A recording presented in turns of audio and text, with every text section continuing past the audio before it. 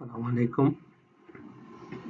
আজকের ক্লাসে আমি দেখব লাইভ পেন বাকেট দিয়ে কিভাবে কাজ করতে হয়। আজকের 12 নাম্বার ক্লাস। তাহলে চলুন দেখা যাক। প্রথমে আমরা অ্যাডোবে ইলাস্ট্রেটর দিয়ে ওপেন করব। অ্যাডোবে ইলাস্ট্রেটর ওপেন করার পর এখান থেকে আমরা ফাইলে গিয়ে নতুন একটা পেজ নিয়ে নিব। ল্যান্ডস্কেপে নিলাম। নেওয়ার পরে এবার আমরা একটা ডিজাইন আঁকায় নিচ্ছি। যেমন এখান থেকে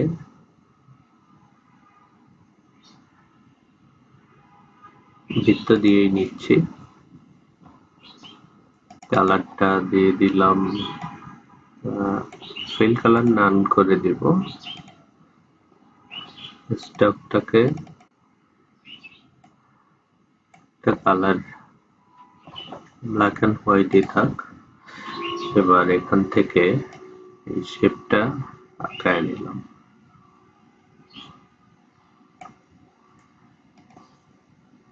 ফিল কালার নান আর এরকম একটা আঁকায় নিলাম। এবার এখান থেকে রোটেটে ক্লিক করে আমি এটাকে একটু ঘুরিয়ে নিব। এখানে কেন্দ্র হিসাবে ক্লিক করে দিলাম। এবার অল্টার চেপে অ্যারো চিহ্নটা ডাবল আসবে, তখন মাউসের লেফট বাটন চেপে ধরে এরকম আমি এটাকে করে নিলাম, একটা কপি নিয়ে নিলাম। এবার কিবোর্ড থেকে কন্ট্রোল ডি প্রেস করব। কন্ট্রোল ডি প্রেস করলে ওই নির্দিষ্ট দূরত্বে অনেকগুলা কপি হয়ে গেল। এবার আমি এটাকে সিলেক্ট করে এখন যদি চাই, এই যে মাঝখানে যে গ্যাপ গুলা তৈরি হয়েছে, এই একটা রাউন্ড, এই একটা রাউন্ড, এইটা একটা রাউন্ড, এটা একটা রাউন্ড, এই প্রত্যেকটা রাউন্ডের মধ্যে আলাদা আলাদা ভাবে কালার করব। তাহলে আমি এখান থেকে যে এইটা আছে লাইভ পেইন্ট বাকেট আছে, এই লাইভ পেইন্ট বাকেট টুল দিয়ে এটা করতে পারবো। এখন আমরা এখানে একটা কালার নিচ্ছি। কালার নেওয়ার পরে আমাদের লাইভ পেইন্ট বাকেটটা এটা অ্যাক্টিভ করে নিতে হবে। অ্যাক্টিভ করার জন্য অবজেক্টে যাব। অবজেক্টে যাওয়ার পরে লাইভ পেইন্ট বাকেট এখান থেকে মেক করে নিব। মেক করার পরে দেখেন এখানে প্রত্যেকটা শেপ কিন্তু আলাদা আলাদা ভাবে সিলেক্ট হচ্ছে। আমরা এখান থেকে অন্য একটা কালার নিয়ে নিই।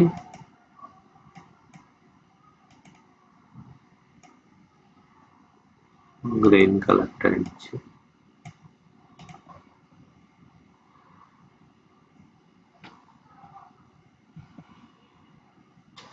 গ্রিন কালার চলে আসছে আমাদের এখানে। এবার আমরা এখান থেকে এটাকে গ্রিন কালার দিয়ে দিচ্ছি।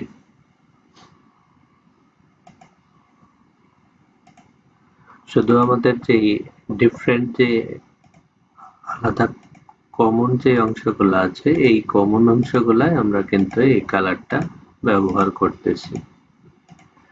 কিন্তু নরমালি আমরা যদি কালার দিতাম তাহলে কি হতো, এই প্রত্যেকটা যে অংশ আছে এখানে কিন্তু কালারটা হয়ে যেত।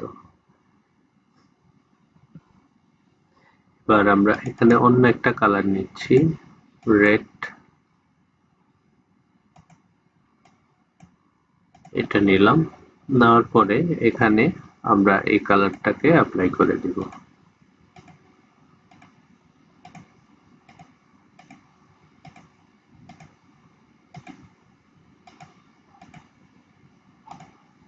প্রত্যেকটা আলাদা আলাদা করে কালার দিতে বললাম শুধু এই লাইভ পেইন্ট বাকেট টুলের কারণে। এবার এখান থেকে ওদের যে লাইভ পেইন্ট সিলেকশন টুল আছে, এই সিলেকশন টুলের মাধ্যমে যেমন আমরা এই লাইনটাকে এতটুকু, এই অংশটুকু সিলেক্ট করলাম। সিলেক্ট করে এখান থেকে আমরা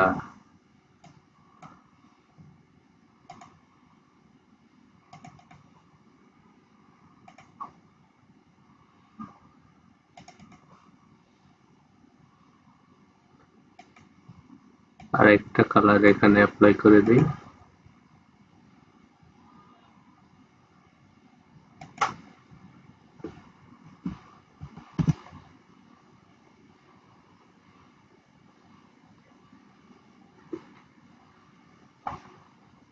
অবজেক্ট থেকে লাইভ পেইন্ট এখানে মেক করা আছে,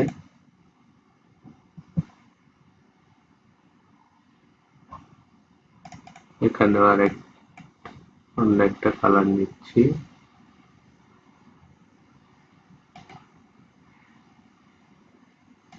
রেডটাই নেই,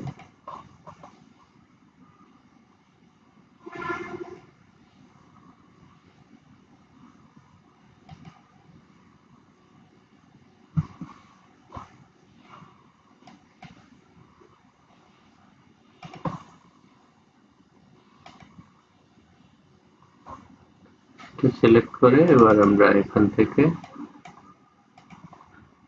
ওইটার এই অংশটুকু কিন্তু কালার দিয়ে দিতে পারলাম। আবার এখানে যদি আমরা এটুকু সিলেক্ট করি এই অংশটুকু কালার দিতে পারবো। এভাবে আলাদা আলাদা কিন্তু প্রত্যেকটা অংশকে সিলেক্ট করে আলাদা আলাদা কালার দিতে পারবো।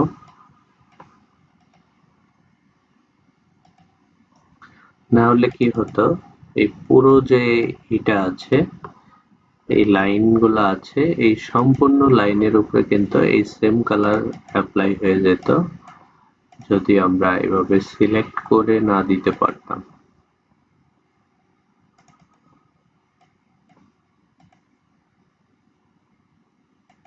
এতে কি হচ্ছে, এই লাইনগুলা, এই যে এখানে তো লাইন আছে আরো, এই লাইনগুলা কিন্তু সিলেক্ট হচ্ছে না। এভাবে আমরা নির্দিষ্ট কোনো অংশকে সিলেক্ট করে কিন্তু এভাবে কালার গুলা প্রত্যেকটা ইয়ের মধ্যে আলাদা আলাদা ভাবে দিয়ে দিতে পারি।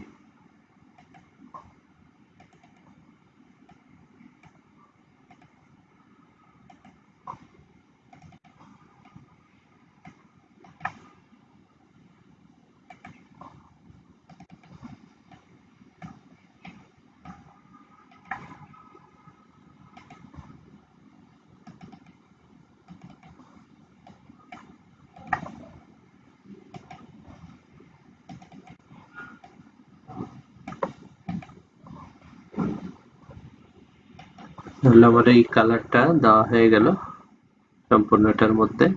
এবার এখান থেকে এটা সিলেক্ট করলাম, সিলেক্ট করার পরে এখানে লাইভ পেইন্টে বাকেটে আবার গেলাম, যে এই যে এই অংশটা কিন্তু আমরা একটা কালার দিতে পারবো। এখান থেকে একটা ফিল্ড কালার এখানে নিয়ে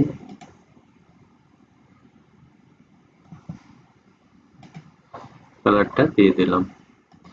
এতে করে এই অংশটা কিন্তু আমি কালার দিতে পারতাম না, কারণ এখানে ফিল্ডও ছিল না, স্টকও ছিল না, যার এই লাইভ পেইন্ট বাকেটের কারণে কিন্তু আমি এই মাঝখানের অংশটাও কালার দিয়ে দিতে পারলাম। আবার যদি চাই যে এটাকে আমরা একটা কপি নিয়ে নেই, অল্টার শিফট ধরে পুরোটা সিলেক্ট করলাম, এখানে অল্টার শিফট ধরে এরকম একটা নিয়ে এখানে একটা কপি নিয়ে নিলাম। এখানে কপি নেওয়ার পর এইটার যে স্টক কালারটা আছে আমরা এটাকে বন্ধ করে দেব। এরপরে দেখেন এখানে যে আলাদা আলাদা কিন্তু প্রত্যেকটা অংশে কালার হয়ে গেল। এভাবে লাইভ পেইন্ট বাকেট টুল দিয়ে আমরা বিভিন্ন ধরনের ডিজাইন করতে পারি।